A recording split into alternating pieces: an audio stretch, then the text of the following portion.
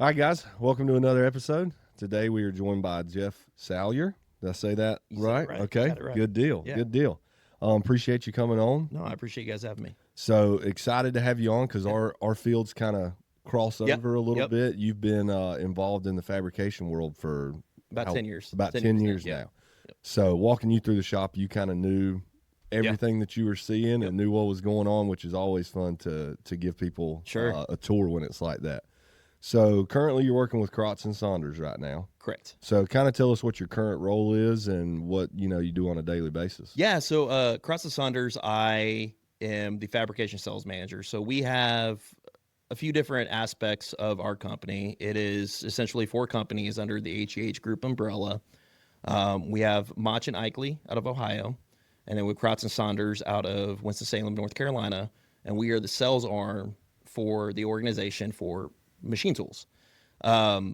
We also have advanced spindle technology, which does spindle repairs on any lathe, mill, anything like that. And then we have Ultratech, which is the parent company. They are a team of engineers, and they make custom machinery or they do robotics integration. So we have a really nice, I guess you'd say, a collaborative effort into manufacturing facilities. Where I am now as the Fabrication Sales Manager, I am solely responsible from West Virginia down to the Florida, Georgia line for anything fabrication related. So welding, bending, cutting, anything along those lines, that is my field. We also have a group of other sales reps within our company that do the machine tool side of lathes and mills, things that I do not understand. If it doesn't do this and it doesn't cut, I don't get it. Yeah. So that's essentially what we are as an organization. We are kind of a full spectrum organization of service, sales, and support. So what brands do y'all sell? So we do on the chip side, they are solely Mazak. Okay. So they are the big Mazak distributor for the Southeast. On the fabrication side, we represent HSG lasers, Ermoxon press brakes, shears. We do Fronius welding. We do a lot with Fanuc robots, Kosen saws, Pat Mooney saws. I'm sure I'm leaving out. Fichin plate rolls. Yeah. We don't go too expansive, and the reason we don't go and carry 100 lines like some distributors is you can't give those lines a specific amount of time that means anything. So we really try to focus on the core of what do fabrication shops really need. Yeah. And if we can't offer it, we find them an avenue to find it. But we really try to hone in on what we're good at. So one thing we were talking before we got on, we were talking about customer service. I know one of the names you mentioned, Kosen saws. They have excellent customer. Fantastic. We got two of We them. have 2 Kosen saws, and if anything's, nothing major's really happened, but they've either walked us through it or sent us a part.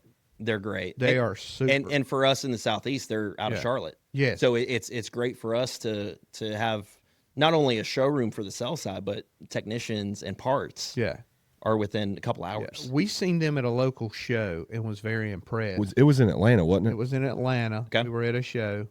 South Tech? South Tech. Yeah. Yeah. I South believe Tech it was. was Atlanta. And we were kind of looking for a saw at We were the looking time, for but a not saw. like it wasn't 100%. Sure. But I mean, when me and Travis walked into their booth, it was And I will say was this: nice. I don't want to get in the whole sales thing, but I've worked other places that had flashy saws that can't cut straight. Yes.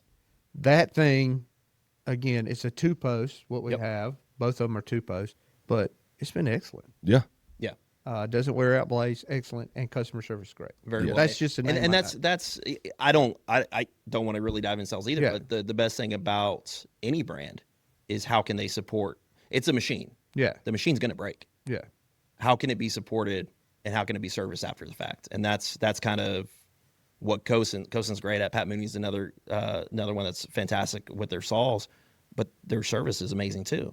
Yeah. So that's what we look for in partners, and the service and support has to be there. And if it is something that they lack, that's where we really try to pick up on. You make a great product overseas, but we need to be able to support that here. So that's another really good aspect of Crotts and Saunders, that we put the service before the sale. I like that. Yeah. Yeah. So I want to talk, obviously about how you got into, fabrication Yeah. sales and the It's a fabrication. crazy story. Yeah. So I guess let's just kind of start back, a little earlier. I mean, I know you're in Charlotte now. Yep. Did you grow up in Charlotte or? No. So I'm from Kansas originally. Okay. So I'm from Topeka, Kansas. I grew up, it's about an hour outside of Kansas City.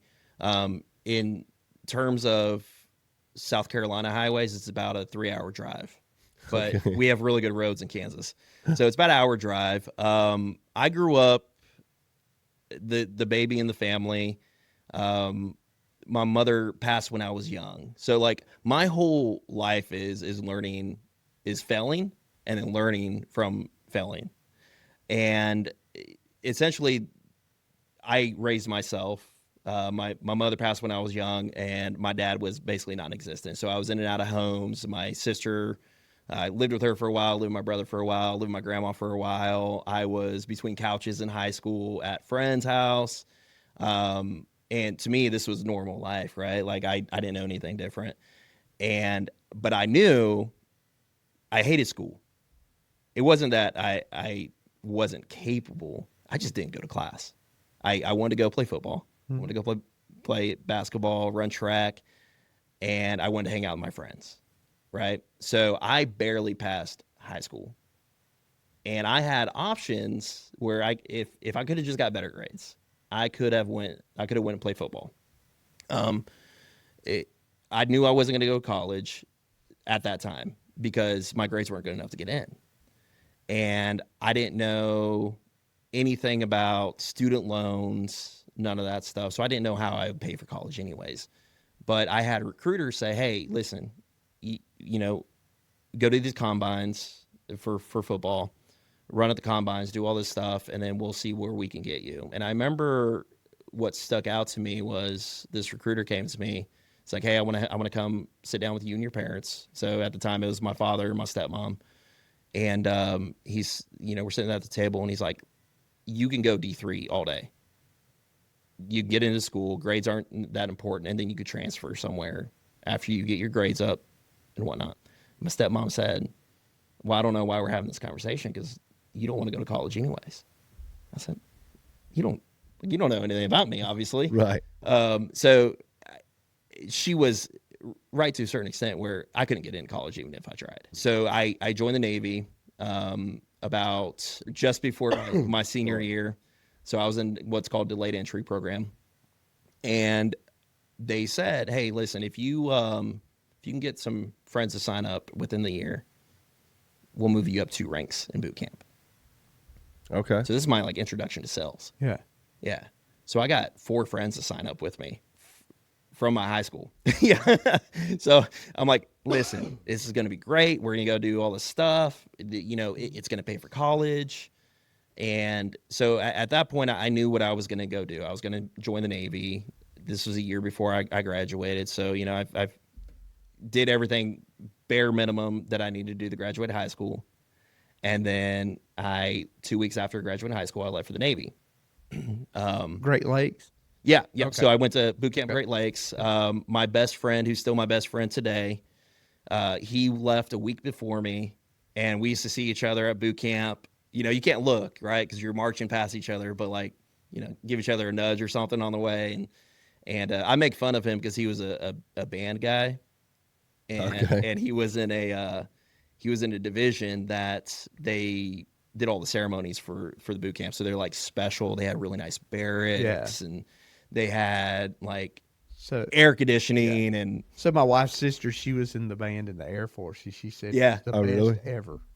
Yeah. Yeah. Oh yeah, they had it nice. Even in boot camp. I mean, they were just chilling, man. They had it so nice, and so we messed with them, me and my other friends, because we were in the old barracks, and now it's all completely different. This is in 2006, so our barracks didn't have heat, didn't have AC.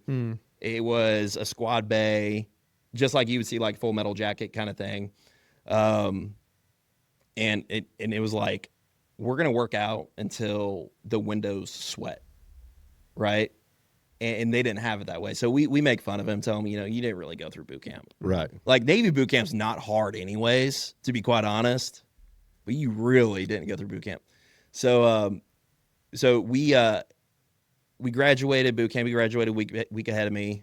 We both became corpsmen. So corpsman is essentially what it is. It's the Navy version of a medic, like Army medic, right? And we go just across the street, still in Great Lakes, go over to our A school. So our A school is more of a college setup. So the way they kind of teach you over there is more in line with how anybody at any university would go through. You have your classes that you have to be here at these times. Now you have your extra things because you're in the Navy, so it has to suck, right? So you got to be up at 4:30 to go PT, and then you got like fire watch at 10 to midnight or 10 to 2 or whatever, and then you got to be back at formation at 4:30, so you only got a few hours of sleep. But it wasn't hard. But that's when I realized, like, I got really good grades during that time. And I was like, okay, it's not that I'm bad at school. I really like this, so it's easier. It was easier for me right to really focus. I had a goal. So did that. After A school, what happens is with corpsman, you get your quad 0 designation, which basically means you're just a corpsman. You're just medical. I don't mean it that's all you do. But you don't have a specialty. So you can go to a ship, you can go to a hospital, and essentially you're going to be the paper pusher. You'll do sick call and whatnot.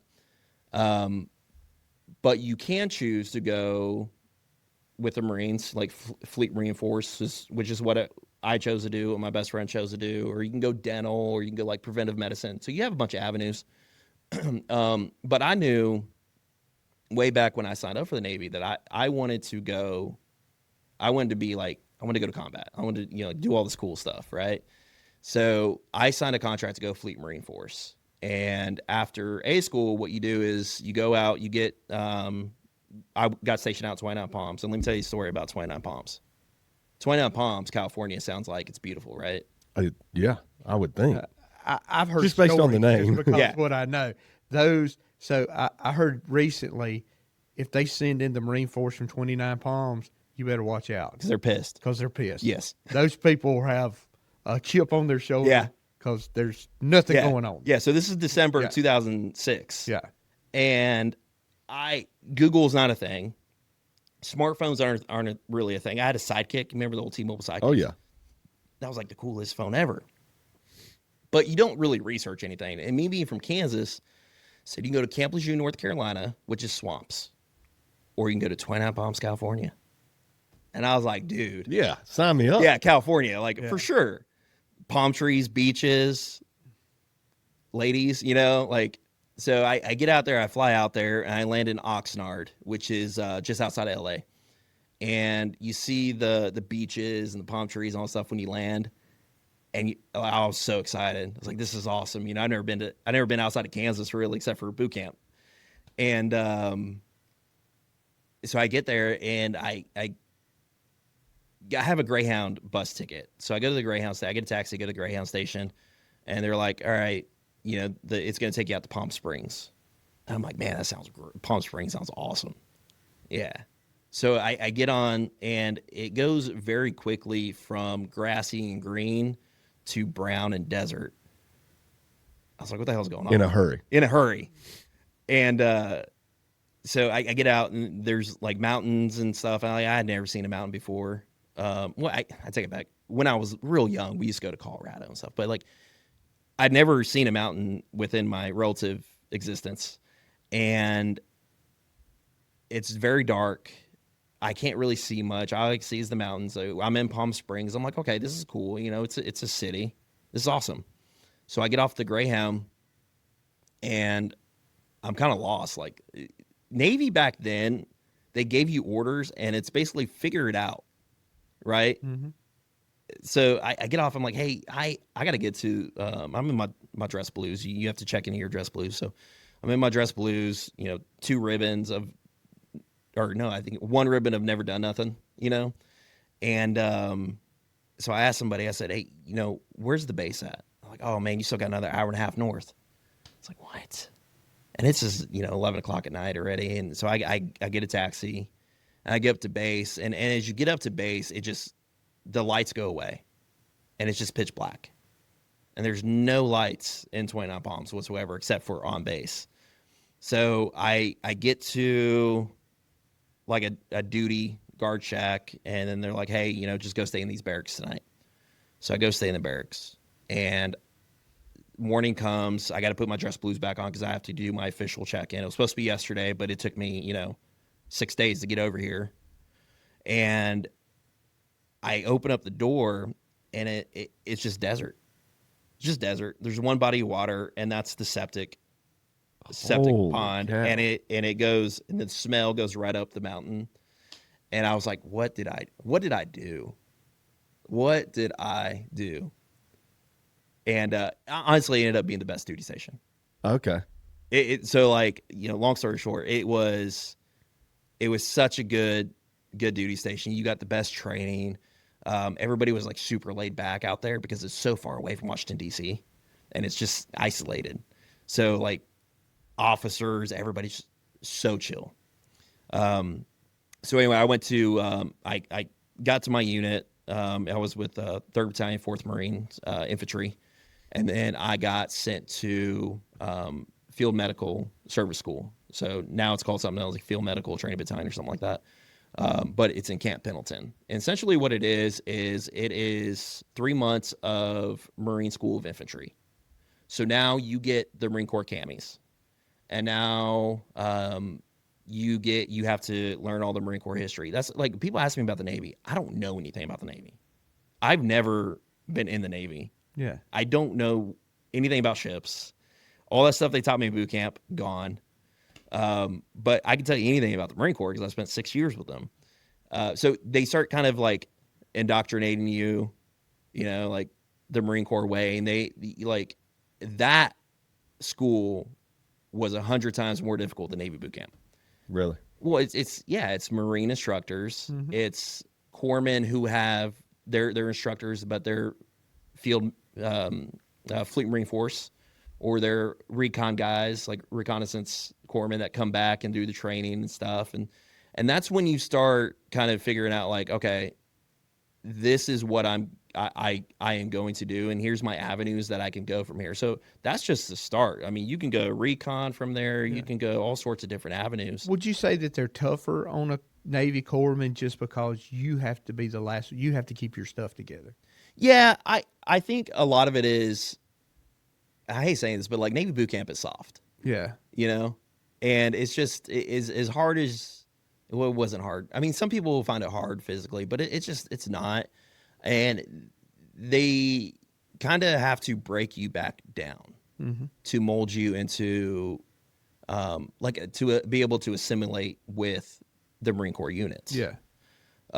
So they really break you down, and then physically, yeah, they want to beat you down so much that you feel like quitting or you're exhausted.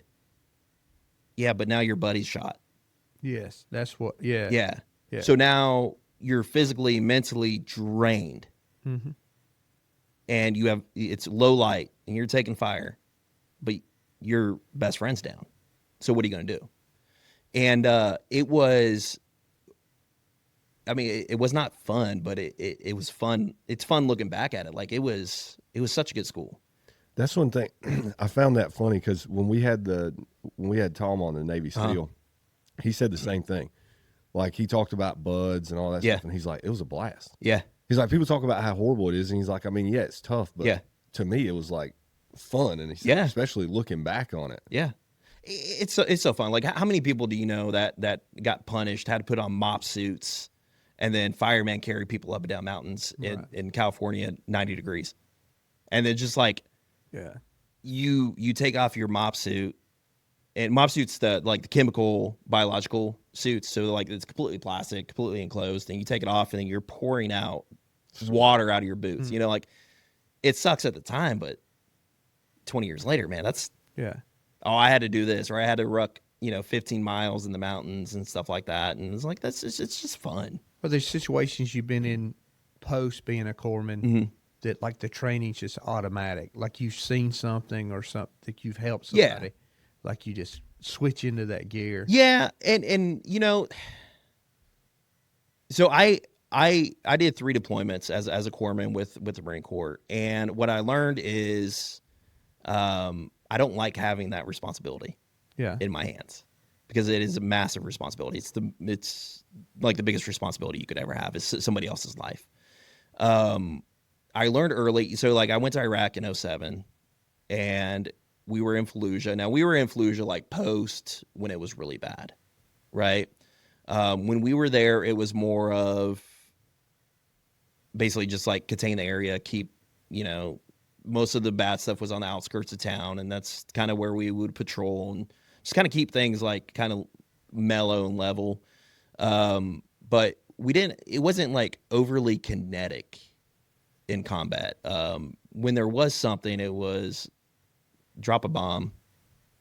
You had so much support in Iraq. It was insane. So, but I learned like being 19 years old, and my first casualty was a little boy and little girl that picked up a grenade. It's just outside the gate, not even far from us. And you get out there and it's like, oh, this is real. Like, what do you do? And you just have to revert back on what you know. And so it was like it was crazy, because, a few months ago I was in Vegas with my friends, and, I just graduated high school when I was running track, and now you're in that situation. Yeah. So the little boy, he was dead instantly. And then the little girl, she ended up dying eventually. So it was like,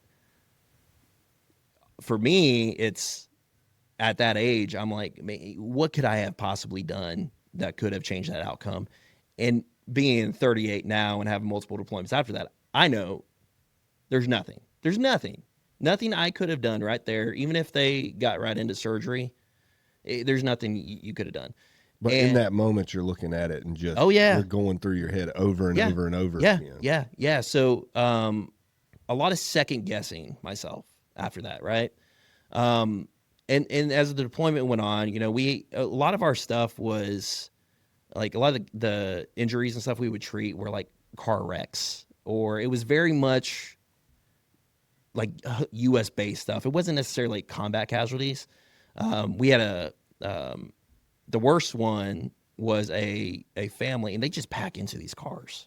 They packed into a minivan, and a tractor trailer hit them from behind. And so we end up trying to get all of them out and started working on them, and everybody lived. And but even then, it's like at that age, what could I have done different?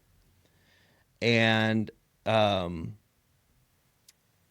so yeah, I mean, go back to your original question: is you can't second guess yourself. You have to make a decision, and you have to make a decision right now, whether it's right or it's wrong. Yeah. You're gonna find out, but it's that middle of making that decision that somebody's gonna die, whether you do something. So make the decision, go with it. This person's not breathing, but they also have a massive hemorrhage. Okay, do I go treat that airway first and get them breathing while they're bleeding out? Or do I go treat the massive hemorrhage and then the breathing? Well, a person can last a lot longer without air than they can blood.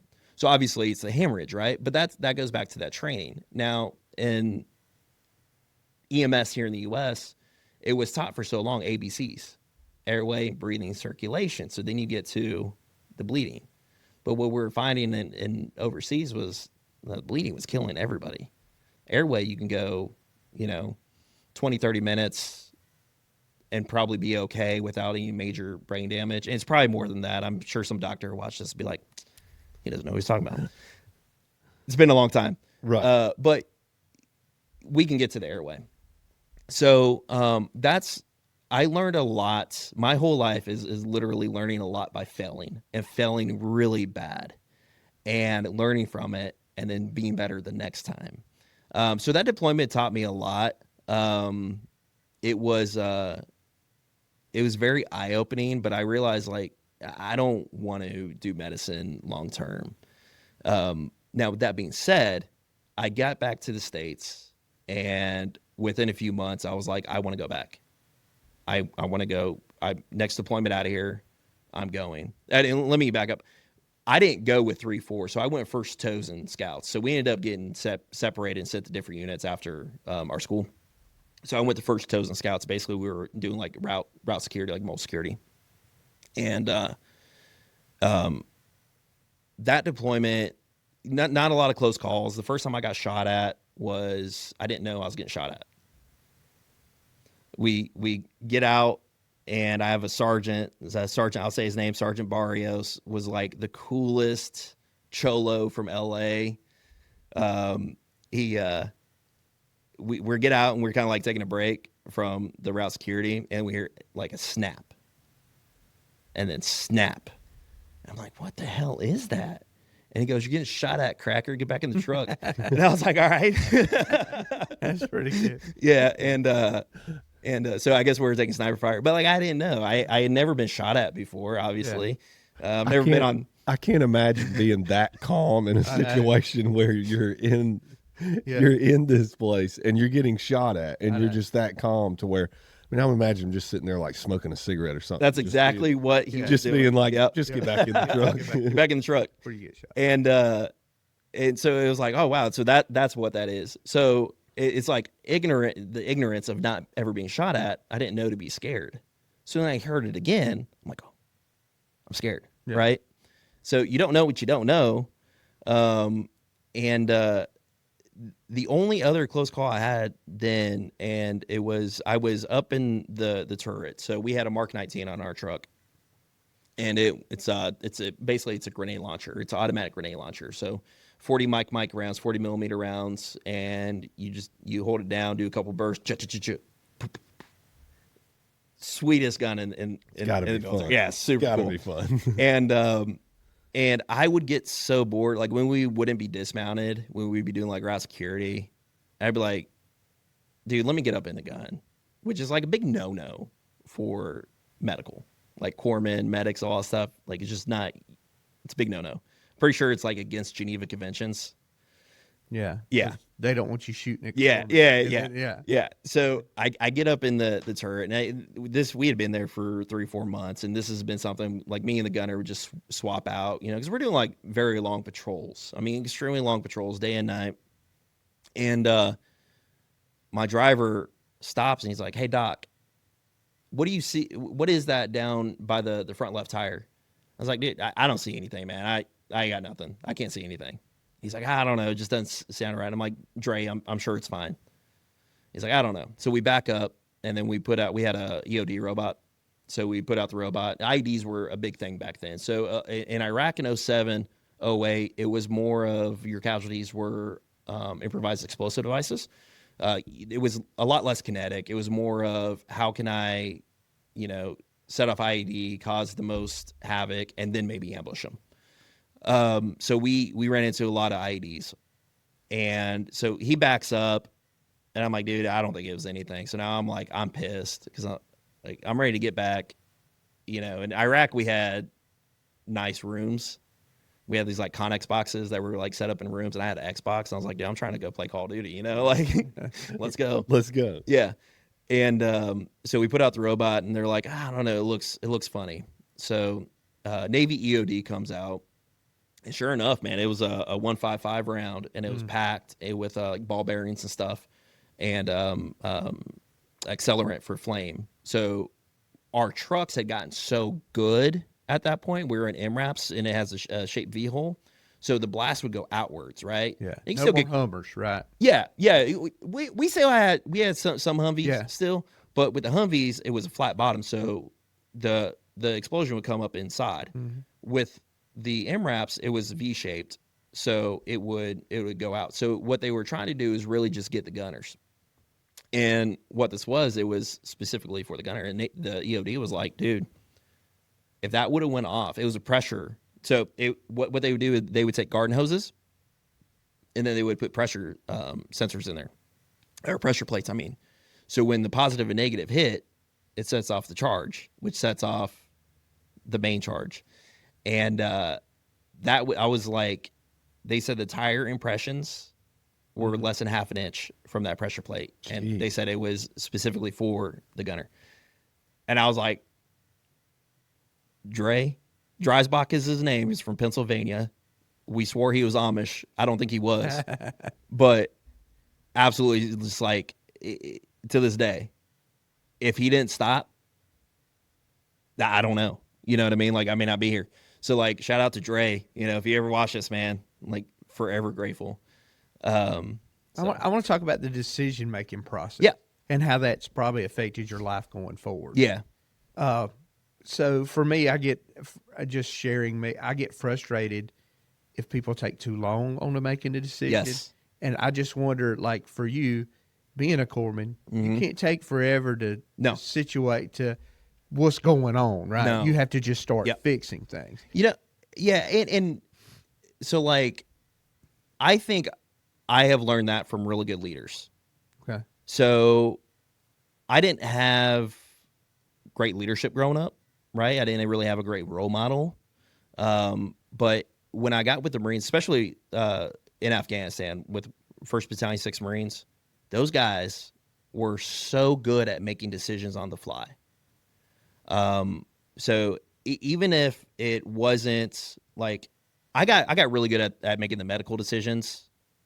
The more you treat people, the quicker you're gonna make the decisions. It's just it's like second nature. But I found that the medical decisions were easy to make. We have acronyms for everything in the military, right? So you follow the acronyms and you address everything. It's very easy to treat somebody. Now, how good that treatment's gonna last, I don't know. But learning from Marine infantry officers and these guys who had been on multiple deployments, that, you know, you take fire, the decision is, well, do we regroup and egress, or do we close with and destroy the enemy? Well, there's a million variables in there, but it's making that decision quickly. So when I came into, like, the corporate world, that's what drove me crazy. Yeah. Was the waiting. Yeah. It's because you're not used to it. You've been your whole entire, life. Yeah. You've been, everybody around you, including yourself, is making decisions. Just make the decision. Just making the decision. Just make the decision. Yeah. And I find in manufacturing, in sales, that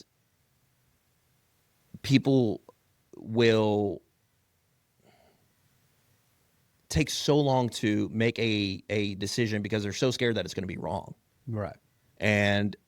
Or they don't want to make the decision because it's going to impact somebody negatively, potentially.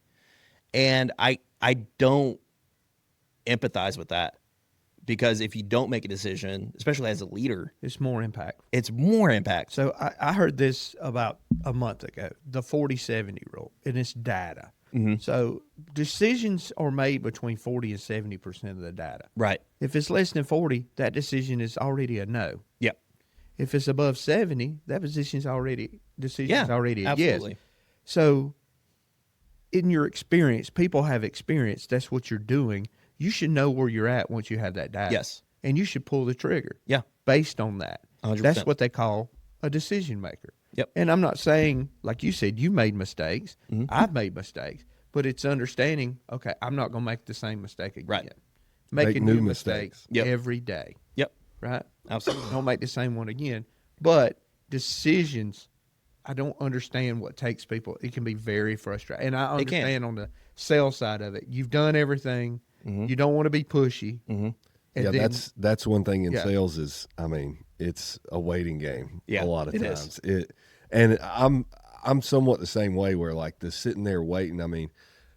I've had conversations with Travis, I don't know how many times, where I'm like, dude, just place the order, give us the PO, and then, like, we'll get there. It's everything has to be taught through ahead of time, and I'm like, well, without the order, none of this conversation even matters. Yeah, it just doesn't. So, there was one time there where everybody was just taking so long to make decisions, and Travis just said, come tell me if we get the PO. I don't want to hear about this anymore. Yeah, like, I can't, we've done everything. And usually when you do that, what happens is you try to share with the customer, or I do, how it's going to go. This is how it's going to go.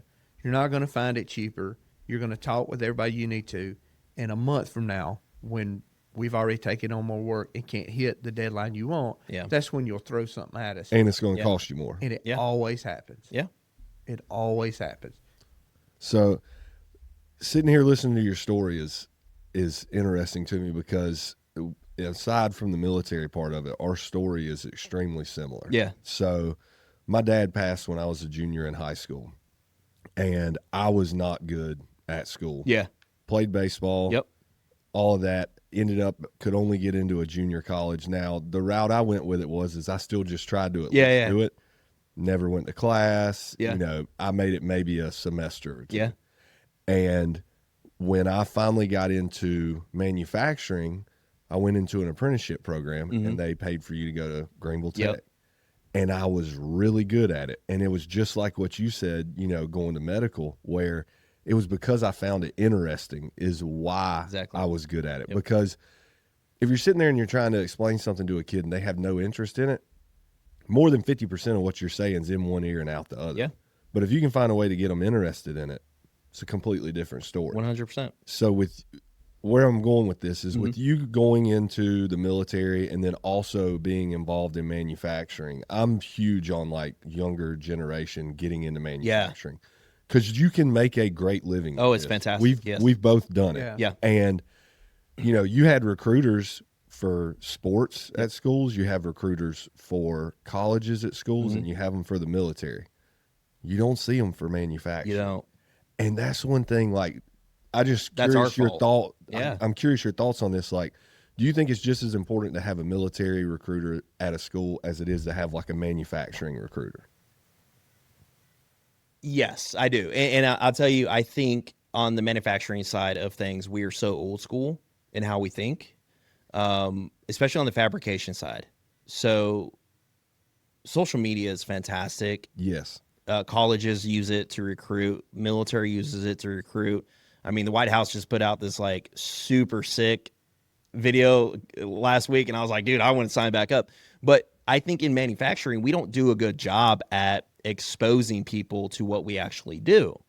I feel like you have the Titans of CNC, which so is like people, we had a massive boom in younger generation when he came out. Yeah, and they do a fantastic job at showing what like how cool it is. Look at all the stuff you get to make. Be a CNC machinist is great money. It's very stable. You're always going to need it. Now on the fabrication side, we don't do any of that. Right. I mean, like being a welder's freaking awesome. Like that is such a hard skill. Such large advances in the fabrication side that we haven't seen in so long that like right now is a really cool time to get into fabrication because it's just we're at that technological point where we're bringing a lot of stuff back and we're doing a lot of stuff here now that we were sending out before. So like even the robotics and automation, that is fairly new within manufacturing, you know, and there's a lot of avenues that people can go down.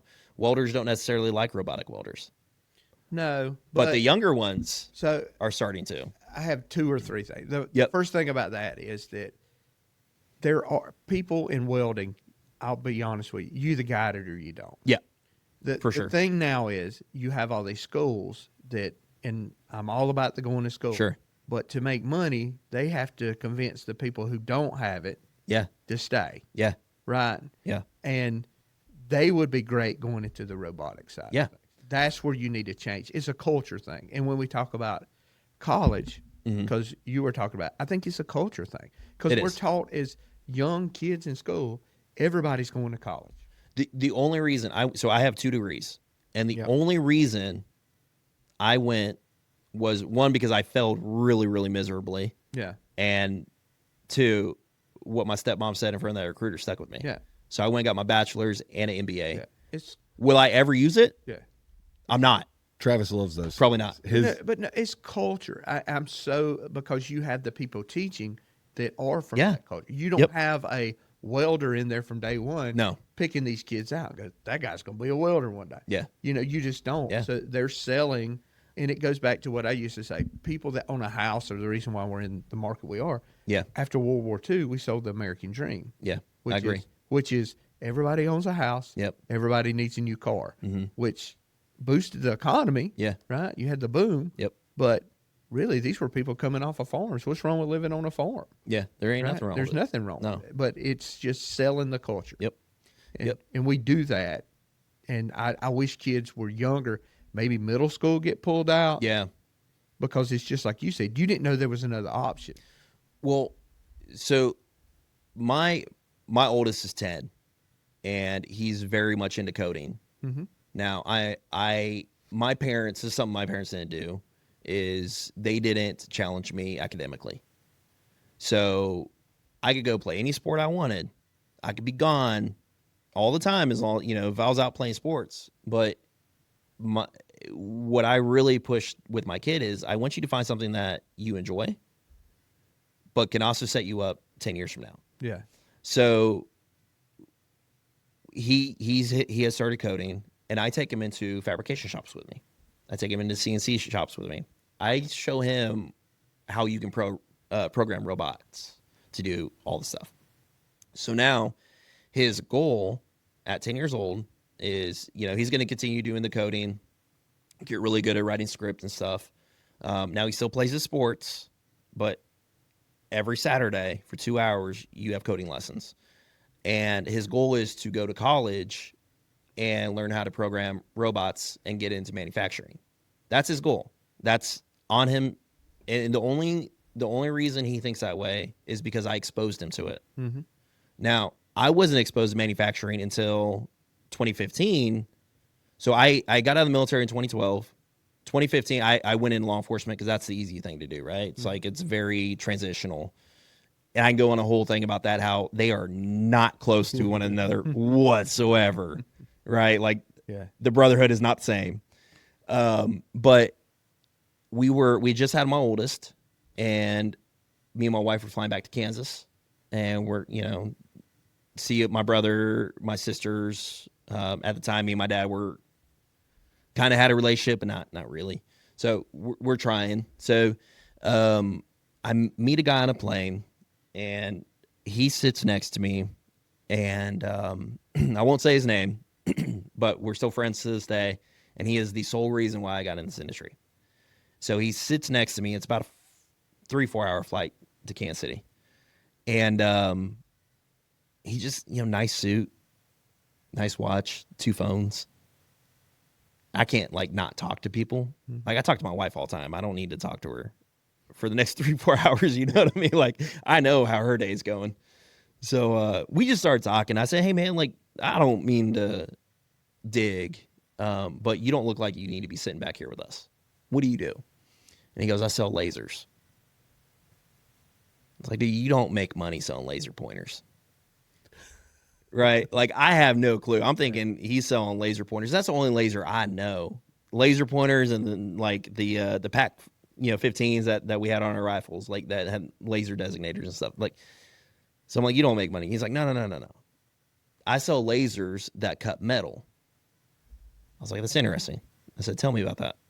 So for the next 3 hours, man, I was just like a sponge. And he was just telling me about all these manufacturing processes and all these machines and how it's such a good career. And at the time I was making I just made $29,000 my first year in law enforcement. That's rough, with a wife and a baby. And then I had switch agencies, and they were paying me $37,000. So I was like, dude, I'm making it. You know what I mean? This is 2015 too. So, but I knew I could not afford to give my wife the lifestyle that she deserved. My wife's fantastic. She's an absolute saint. And provide for my kids and be a better father than what I had, right? So he goes, here's my card. If you're interested, give me a call. Oh, gosh, I don't know, 7, 8 months go by, and I'm like, dude, I'm tired of this paycheck to paycheck stuff. So I give him a call, and I go to FabTech in Vegas. 2015 FabTech in Vegas. No, maybe it's 2016 maybe. And I meet Rob Green from Piranha. He was the owner of Piranha. His father had started the company. And I also meet JP Claxton, who was the vice president of Piranha at the time. And Rob, they're from Hutchinson, Kansas, so there's a connection there too. Mm-hmm. And we start talking, and Mary Dick from Tiger Stop, I'm sorry, was one of the ones that introduced us. She's not the one from the plane. So like I'm meeting all these people, and there's a connection there. And then, Mary's telling Rob all the stuff, introducing us, and Rob's like, you've done, you sucked in high school, you overcame it, you overcame death, your dad was abusive, like, well, a whole life story to this guy. And then you went and you did all this cool stuff, Iraq, Afghanistan, Africa, and then you became a cop. Like, what haven't you done? I was like, well, I haven't made money. Like that I have not done. Right. I've not been a good husband. I've not been a good, a father like the way I should be. And he said, after FabTech, I want you to come to Hutchinson, Kansas. I want to sit down with you.